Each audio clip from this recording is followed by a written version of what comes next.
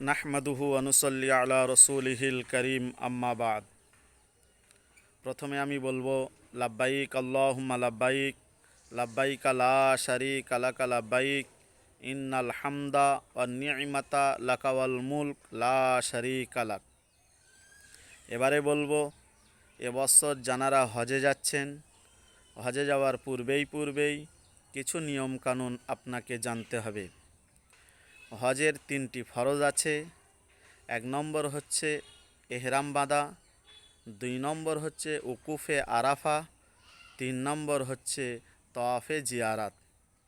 হজের 6টি ওয়াজিব আছে।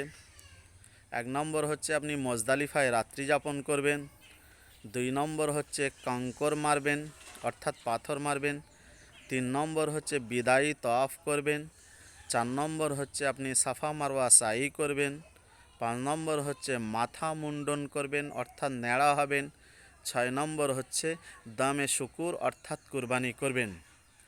এবং 8ই জিলহজ আপনি কি করবেন? ফজরের নামাজের পর মক্কায় এহরাম বেঁধে নেবেন। মক্কায় আপনি এহরাম বেঁধে আপনি এবার মিনার দিকে রওনা হবেন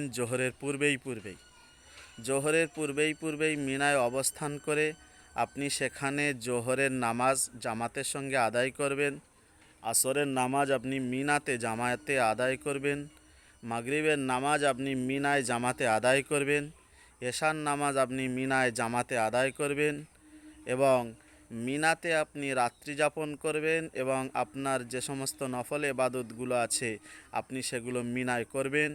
এবং 9ই জিলহজ হজের 9 তারিখে আপনি মিনায় ফজরের নামাজ পড়ে আরাফার দিকে আপনি রওনা হচ্ছেন।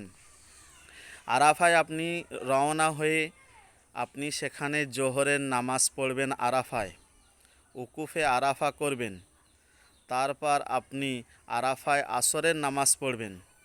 আসরের নামাজ পড়ে আপনি সূর্যাস্তের অর্থাৎ সূর্য ডোবার আগে আপনি মুজদালিফার দিকে রওনা হবেন।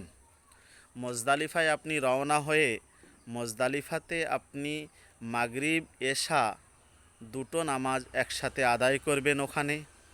তারপর আপনি মুজদালিফায় 70টি কাঁকর সংগ্রহ করে নেবেন আর মুজদালিফায় রাত্রি যাপন করবেন এবং মুজদালিফায় আপনি যে সমস্ত নফল ইবাদতগুলো আছে ওগুলো আপনি আদায় করবেন। তারপরে 10ই জিলহজ আপনি মুজদালিফায় ফজরের নামাজ পড়ে আবার মিনার দিকে রওনা হবেন। মিনার দিকে আপনি রওনা হবেন অর্থাৎ সেখানে আপনি রমি করবেন। রমি হচ্ছে জোহরের পর থেকে নিয়ে শুভ সাদিকের আগে পর্যন্ত মিনায় আপনি অবস্থান করছেন, করে আপনি 7টি কাঁকর বড় জুমরাতে মারবেন। 7টি কাঁকর মারার পরে আপনি কি করবেন? মাথা মুন্ডন করবেন অর্থাৎ ন্যাড়া হবেন। তারপর আপনি কি করবেন?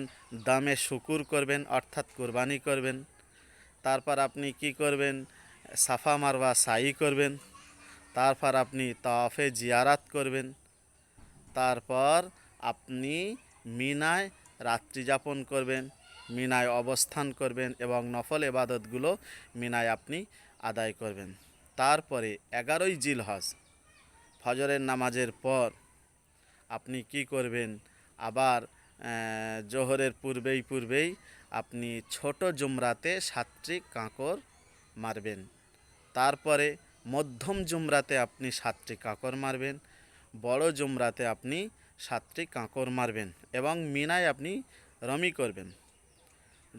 জোহরের পর থেকে নিয়ে শুভে সাদিকের আগে পর্যন্ত মিনায় আপনি অবস্থান করবেন। তারপর তাওয়াফে জিয়ারাতের পরে যদি এগুলো আপনার না মারা হয় তাহলে সূর্যাস্তের আগে আপনি এগুলো আদায় করে নেবেন।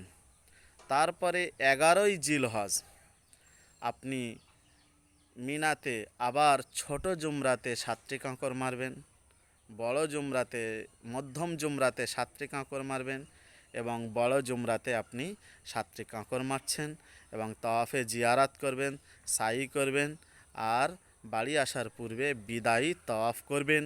এবং এগুলো যদি পাথরগুলো যদি আপনার মারা না হয় তওয়াফে জিয়ারাতের আগে, তাহলে তাওয়াফে জিয়ারাতের পরে সূর্যাস্তের আগে আপনি এগুলো করবেন। এছাড়া হজের যে সমস্ত নিয়মকানুনগুলো আছে আপনাদের যারা ট্রেনিং দিচ্ছেন তাদের কাছ থেকে জেনে নেবেন, দোয়ার বই কিনে নেবেন, দোয়ার বই সঙ্গে রাখবেন, যেখানে যেটা অসুবিধা হবে আপনারা দেখে নেবেন।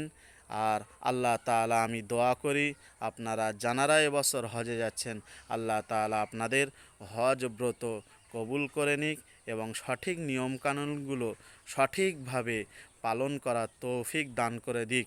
লাব্বাইক আল্লাহুম্মা লাব্বাইক, লাব্বাইক লা শারীকা লাকা লাব্বাইক, ইন্নাল হামদা ওয়ান নি'মাতা লাকা ওয়াল মুলক লা শারীকা লাক। আপনারা যারা আমার এই ভিডিও দেখছেন এবং যারা এবছর হজে যাচ্ছেন আপনাদেরকে আমি অনুরোধ করব আপনারা আমাদের জন্য দোয়া করবেন, আমরা যেন সপরিবারে আপনাদের মতন হজে যেতে পারি ইনশাআল্লাহ। ওয়া আখিরু দাওয়ানা আনিল হামদুলিল্লাহি রাব্বিল আলামিন।